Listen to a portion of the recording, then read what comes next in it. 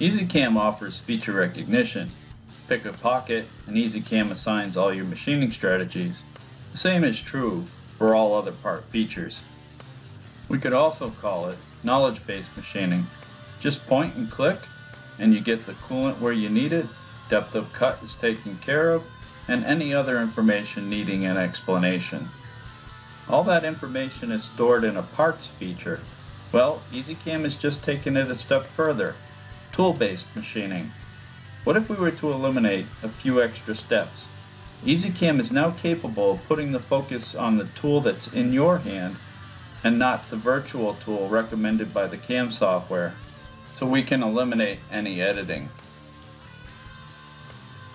With tool-based machining, EasyCam stores all your settings in the selected tool. Simply point and click, and the knowledge-based technology takes over. You can edit values, but that is mostly on the fly, meaning you're not starting from scratch.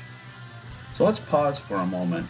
You can import a model, automatically create machining boundaries, called curves, and skip over any instructions on how the tool is used. Amazing! Pushing the limits every time keeps you on the cutting edge, and to do just that, all you had to do is come up with a tool list. Just think of all the applications that apply to tool-based machining. Once we walk through the setup, I think you'll find it easy to comprehend. Feature recognition has its place, and so will tool-based machining. We're either referencing a previous tool with one, or we are taking control and using what feels good for that day.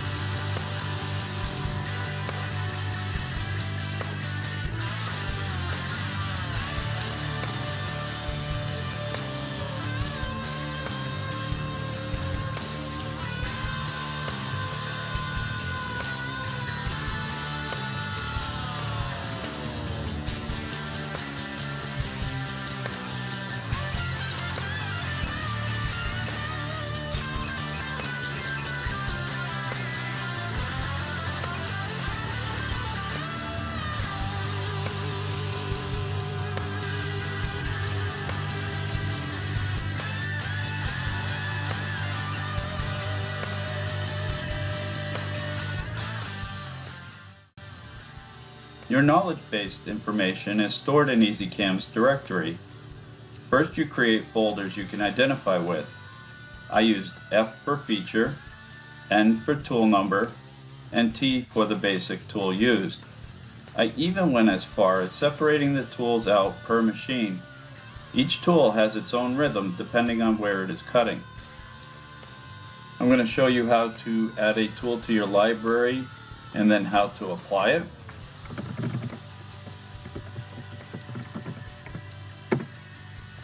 Then you go into EasyCam, and then that half-inch tool, we're going to start with a contour. I'll go to Advanced. We'll use tool number 5 for that half-inch tool. Change this to carbide, and then calculate our feeds and speed. Go under cycle data, and when we're contouring, maybe we want to take a rough pass and a finished pass, so we'll leave 20 thousandths and we'll take that in 10 thousandths increments. We'll use a lead in and lead out, and we go to File, Save As, and we're going to call this Contour. Open a new EasyCam document. This half-inch tool can also pocket. Set up your pocketing parameters. I'll change the step over to 30% as an example.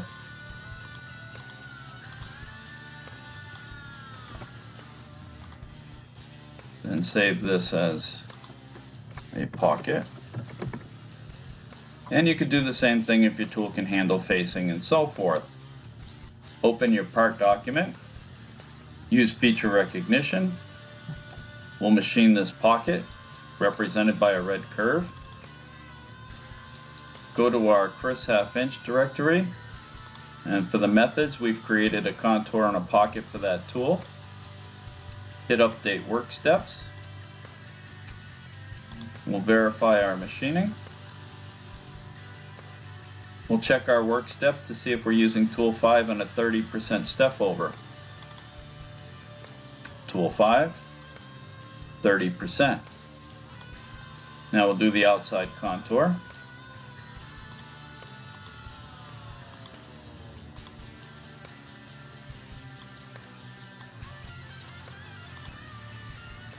I'm going to finish this part using the tools that I've added to the library earlier. Notice I've added comments to the work steps. This just makes it easier to use tool-based machining.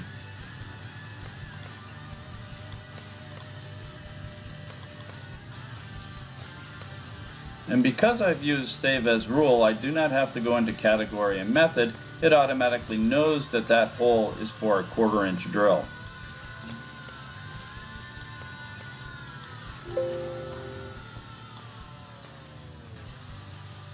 Just getting a model from your customer isn't enough.